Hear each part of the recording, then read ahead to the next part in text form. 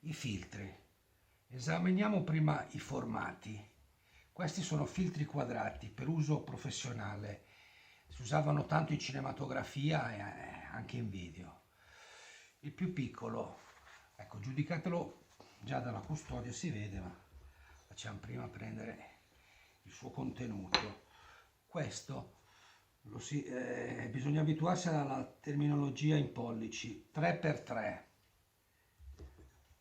Il fratellino maggiore è 4x4 e poi si passava al 6,6x6,6, 6x6 si approssimava. Allora, 3x3 è 75 per 75, 4x4 è già un bel numero tondo, 10x10, parlo in centimetri, e 6,6 è tanto, è, 15, è quasi 17, 16,8 per 16,8. Ora sentite anche, questi sono in vetro. La casa migliore che li produceva indubbiamente era la Tiffen inglese. Queste sono le loro belle custodie in nylon imbottito, però bisogna avvolgerli in una carta, tenerli puliti. Questi non lo sono, per evitare anche rigature, che non sembra, ma anche col vetro si possono fare. Sì, adesso in mano il 6x6, lo si chiamava in gergo così, lo capite dal bordo, lo spessore che comunque è sempre uguale. Questo qua però era un vetro protettivo, era solamente, forse era il vetro di un blimp, vabbè. Io ci ho fatto dei disegni con i colori a vetro, volevo provarlo anche come filtro colorato, mentre invece qua potete vedere, ecco, la densità di un filtro. Qua vi sembra grigio, ma non è grigio. Dove sarà l'obiettivo? È un filtro particolarissimo.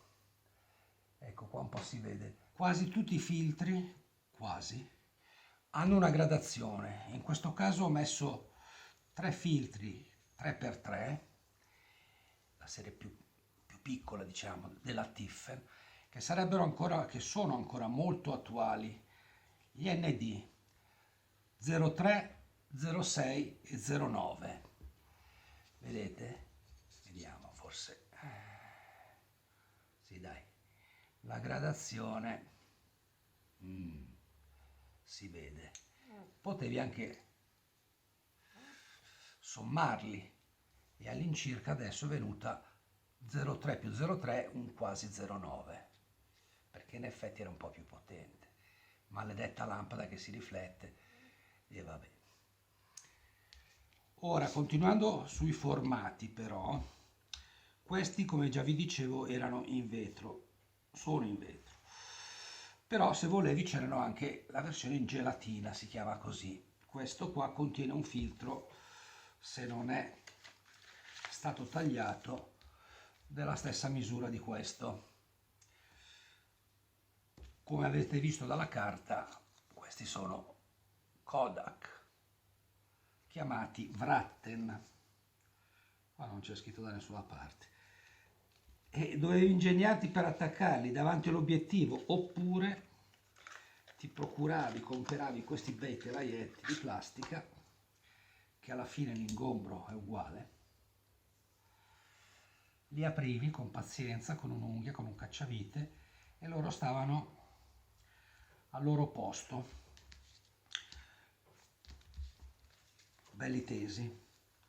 Certo che questi qui erano super delicati. Allora guardate come sono imballati: carta che sembra quella del cioccolato, cartoncino e c'è anche la velina, bene, e questo qua è un particolarissimo filtro,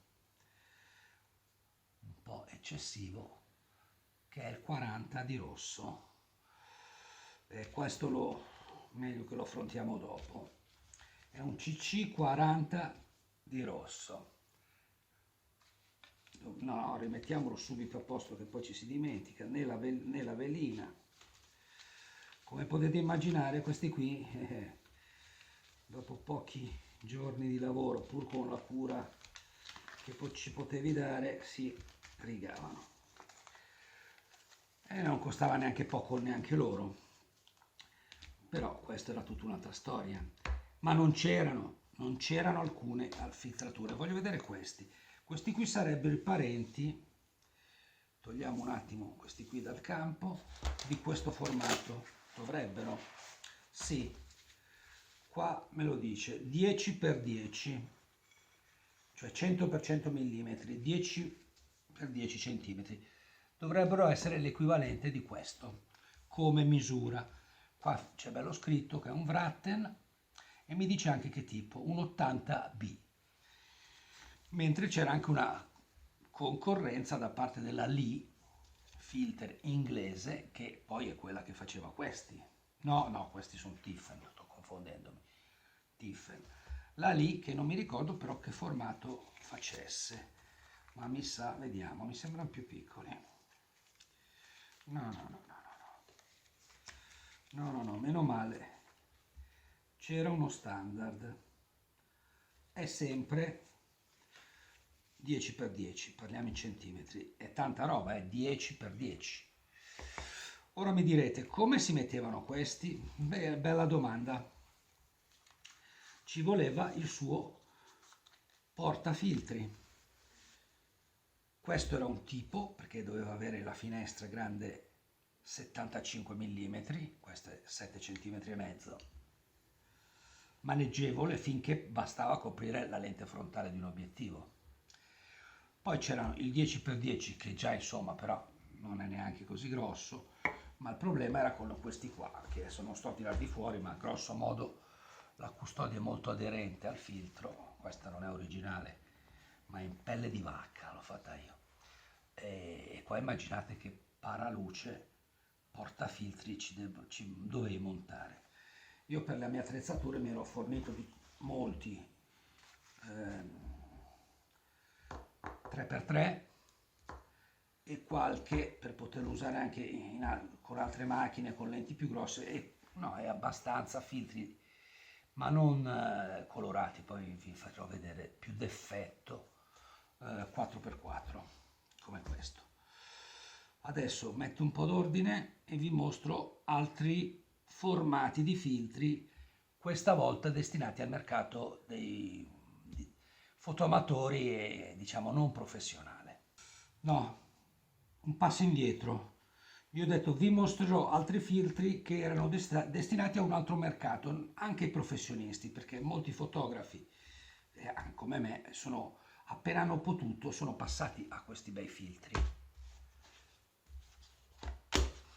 Molto più economici di quelli in vetro della Coken. Qua voglio confrontare le misure, però devo dirvi che prima della Coken in Italia erano arrivati questi qua americani, Ambico o Ambico, forse si vede così, che forse hanno un vantaggio. Il formato mi sembra che sia molto vicino o forse uguale, esatto, ma vicino, c'è qualche millimetro in più, ai 75x75 del filtro 3x3 classico. Questi qua invece, subito prendiamone uno a misura campione. Ecco, poi vediamo subito una bella novità. I filtri Ambico sono quadrati, i Coken sono rettangolari, dove il lato è un pelo più grande. Cazzo, si mettessero d'accordo. Allora, 75, già lo sapevamo. No, questo è giusto, dai, 75, secondo me ci va. E invece la Coken decide per 82, 82. Boh. Allora, qual è il vantaggio di questi filtri? A parte, no, è l'economia, dai, è l'economia.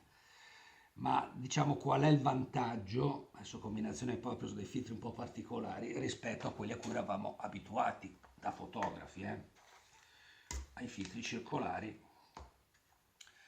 dove dovevi averne uno per ogni diametro, potevi avere gli anelli adattatori, però ne dovevi avere una valanga. Questi qui, salvo copertura della lente, però è abbastanza, avendo un portafiltri universale, si chiamava, te la cavavi. Ecco tutto. Per esempio, vediamo se assomigliano poi, non crediate, questo qua è il portafiltri della Ambico, questo qua è quello della Coken. Però anche qui, pausa, tolgo i tappi protettivi che servivano quando li avevi sulla macchina e vediamo un po' com'era il sistema. I portafiltri universali Ambico e Coken, vedete, entrambi hanno delle scanalature per poter montare. Questo qua a massimo 2, questo qua addirittura forse 4 filtri, madonna, non li userai mai, ma 3. Però anche qua devo dire, qua torno a una montatura per filtri in gelatina Kodak. Per usare questo che è di plastica e leggero con la gelatina esisteva una cosa analoga, era molto più simile a questo qua che è un pezzetto della Coken, cioè c'era un portafiltri con le 3 viti universali, universali come diciamo per attaccarlo a vari diametri, e lo adattavi rispetto al tuo obiettivo. Invece questi qui, allora, questi qui nascevano per avere un anellino per ogni diametro. Ecco qua tu dici, certo, ne devi avere una valanga. Però, comperato l'anello, il filtro andava sempre bene. Questo era avvitato sull'obiettivo e lo infilavi come fosse una slitta, ecco, al portafiltri, che anche lì poi con dei pezzi modulari, qua ne ho messi 2, forse ne avevo 3, lo facevi diventare anche paraluce, avevi delle possibilità di attacco, insomma è roba un po' plasticosa, diciamocela tutta, però faceva il suo servizio, magari bello aderente. E poi per sicurezza magari coprire qua con una striscia di panno o di nastro. No, anche lui ce l'aveva, sì, fatto così. Questo qua dovrebbe essere di questa marca. Qua c'è l'attacco dei cosi, giusto. Ecco, vedete, non ho trovato il pezzo posteriore, da qualche parte c'è. Questo qua è quello della Kodak molto somigliante a quello versione vitine, ecco, viti. Ci siamo? Quindi queste qua è un'alternativa, c'è un casino, questo con lui, la Kodak non l'ho trovato, è un'alternativa a questi. Fatto salvo che però io su almeno 2 tipologie di filtri, e qua iniziamo a parlare di tipologie di filtri, non transigo, preferisco l'attacco fisso sicuro per ogni obiettivo, cioè il polarizzatore, che deve essere sicuro e devo potermi segnare anche come lo regolo, e il filtro se lo usate di protezione per obiettivi pregiati, tipo un UV che non dà nessuna incidenza di colore, un ultravioletto. Per il resto invece i filtri che magari pian pianino vi mostrerò è meglio, ho preferito, anzi si poteva fare solo così, averli universali. Prima Ambico quando era appena uscita, quando poi sono arrivati questi molto meglio, sono più grandi, posizionabili meglio. Però devo dire che loro avevano anche qualche prodotto diverso nei filtri un po' d'effetto. E poi la cosa orribile è la custodia in plastica, se non lo metti in una, almeno nella carta, no, lo Scottex, beh, insomma, adesso magari è sporco, questa plastica mi fa schifo, mentre invece questo qua è fatto bene e protegge di più. Allora, iniziamo con le famiglie di filtri, i tipi di filtri. In questo caso mi tornano buone le gelatine, perché i filtri più utilizzati e più importanti sono i Light Balance, che qua è sparita la scritta dalla custodia Kodak nuova, ultima versione degli anni 90. Questa che forse era leggermente prima invece mi dice Color Compensation, ma è l'altra famiglia, CC o LB. Allora, Color Compensation, ci sono i 3 primari e i 3 complementari per fare filtrature di dominanti. I Light Balance alzano o abbassano la temperatura colore. E i Light Balance c'era la serie 85 Orange, 80 Azzurra. Tutto qua. Nei CC invece potete immaginare, questo era rosso, poi c'era blu, verde, giallo, magenta, ciano. Ma anche qua non è poi così complicata. Entrambi con gradazioni, che però era diverso con gradazioni, se lo volevi, perché tu potevi prendere l'85 nudo e crudo, oppure l'85 con incorporato il neutro. Io qua invece ho solamente i neutri, per esempio. È vetro, ma li avevi anche in gelatina, tipo l'ND06 e il 09, e da qualche parte per forza, eccolo qua, lo 03, 369. La differenza da uno all'altro è uno stop di assorbimento, 2 stop, 3 stop abbondanti, devo dire, perché alla fine era di più.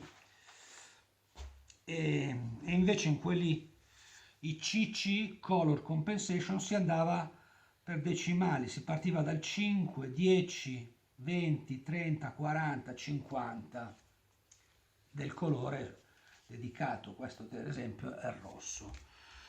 Vediamo invece l'80B è quello azzurro, no? È nuovo, non lo aprirò, no. Lasciamolo chiuso, original. Questo è invece aperto, forse l'abbiamo già guardato, l'85N3, quindi, no, sì, l'85, c'è orange più neutro. Eccolo qua, sembra un po' cioccolatoso.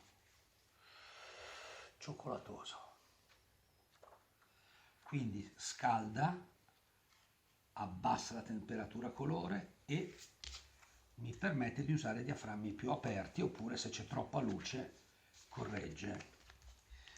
Ecco, visto che stiamo parlando di gelatine, ma qua combinazione sono i maledetti 10x10 che te li tagliavi, ma alcuni li trovi solo così. Invece piccolini li montavi nel suo portafiltri Kodak, vedete, bianchiccio. Poi come un modellista dovevi azzeccare, da una parte c'è il pallino maschio e poi c'è il buchino, azzeccare questi, beh, certo che lo devi tenere sul piano, no? Al limite gli metti 2 punti di colla, si usava lo smalto da unghie trasparente, e poi lo chiudi, non fa neanche clic, ma verifichi che abbia stretto. Anche la Coken, quella marca qua,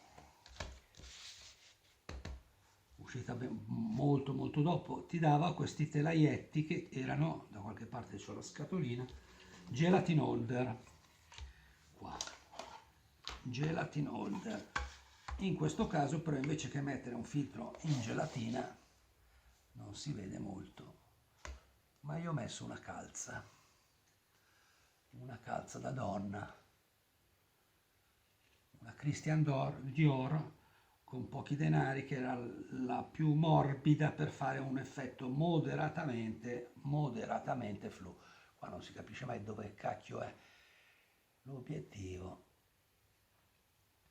Vabbè, le prove le potremo fare un'altra volta con delle sorgenti luminose.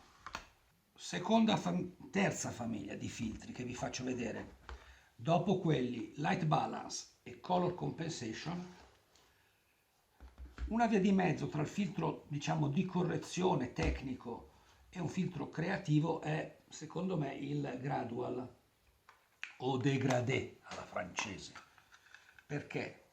Questo per esempio è grigio, serve per abbassare per esempio un cielo, oppure ben posizionato, insomma vedete qua sto lavorando sul foglio, però potrebbe anche starci, insomma. Questo grigio abbassa solamente, cioè toglie stop alla zona che vuoi. Qua loro hanno un G1, un G2, tanto grigio non è. Poi ci sono i blu che invece intensificano il cielo. Qua volevo mettere un visore, ma ho provato, ce l'avevo troppo forte e era un casino. Blu mi sembra un po' più viola, ma effettivamente lo è. E blu. Questi filtri, insomma, te li fai andare bene perché hanno una gradazione fissa. Esistevano mi sembra della Tiffen in vetro, costosissimi, con la sfumatura dura e morbida. Qua mi sembra che non si poteva scegliere. Quindi questo è un blu gradazione 1. Può anche darsi che con gli anni si sia variato un po' la tinta. Non me li ricordavo così. Oppure sulla luce diurna effettivamente lavorano meglio perché è un po' un controsenso in interni. Questo qua, appunto, se aggiungo del blu non è che faccio solamente un bilanciamento di esposizione, sto già intervenendo, no? E se mettessi questo faccio un vero falso, ma delle volte vale il gioco. Giornata da grigiastra, oppure non ho azzeccato un bel tramonto e io lo amplifico, lo intensifico. Questo arancione sia sopra che sotto. Poi, come insegna il vostro Raro, uno può dire alzami il cielo e alzami anche la terra e ti fai un bel filtro composto. Ecco, insomma, blu e orange, dove puoi lasciare più o meno spazio all'orizzonte o anche a personaggi, non è che poi si vede un po'. Un altro modo per utilizzare i filtri in gelatina è metterglieli sul retro dell'obiettivo, tagliando brutalmente un circolino della misura della montatura posteriore e con 3 punti di smalto per unghie fissarlo. Sembra brutto ma si faceva, bastava poi un colpetto con l'unghia e il segno del collante veniva via. Altrimenti in macchine da presa fatte bene era previsto. Qua ad esempio ho preso quelli della Bolex, una versione e l'altra, dove c'era una fessura e potevi infilare un filtro già montato da te. Vedete com'è piccolo? In una fessurina che andava a mettersi appena prima del piano focale. Questo è molto più maneggevole, c'è una presa, questo qua un po' meno, ma ecco, un altro giallo, forse lo stesso. Più o meno, anzi, la misura è identica. C'è non una taglierina, una guida dove tu mettevi il fogliettino, la gelatina e con la forbice tagliavi. Era anche un modo di fare economia, il filtro rimaneva protetto, poteva durare molto più che se montato frontalmente e te la cavavi. La documentazione che potevi utilizzare per orientarti nel mondo dei filtri erano i fogliettini che sembrano un po' quelli dei medicinali che trovavi dentro ogni singolo filtro. E state ben attenti, questo è quello della Tiffen che era nei filtri in vetro, non si sprecavano molto, minuscolo, però con dei begli esempi fotografici in bianco e nero. Oppure, questo non so dove l'ho trovato, un po' più ampio con tutti i codici, ma se volevi, da qualche parte l'ho letto, gli ordinavi il manuale completo, eccolo qua, per 9 dollari. Sì, 9,95 dollari The Complete Tiffen Filter Manual. Questo mi manca, ma perché? Perché tanto avevo la Bibbia, che è questa, l'American Cinematographer Manual, prima di internet e balle varie, con questo dovevi arrangiarti, dove c'era un bel capitolo. Questo manuale è pubblicato dalla ASC, l'Associazione degli Operatori Americana, dove gli esempi non mancavano. Qua sono nella zona dei filtri del polarizzatore, che poi faremo nella seconda parte, e molto molto bella era quella dei bianchi e neri, eccolo qua, che anche questo vorrei affrontare e organizzare bene le riprese del libro e di qualche campione. Questo un po' più grande, l'edizione del 1980, e 6 anni dopo questo sembra quasi più un messia da chiesa, o io preferirei pensare al libretto rosso del grande timoniere dell'86. Questo è anche più abbondante perché c'erano più pubblicità, devo dire, però anche dei capitoli che qua sono andati a farsi benedire. La Coquin invece, devo dire, trovavi questo bellissimo guida di 106 pagine, gratuita, la trovavi dai negozianti di materiale fotografico, e c'era la loro produzione, la Coquin francese. Ecco qua in miniatura le loro famiglie, quasi tutte, perché poi aumentavano.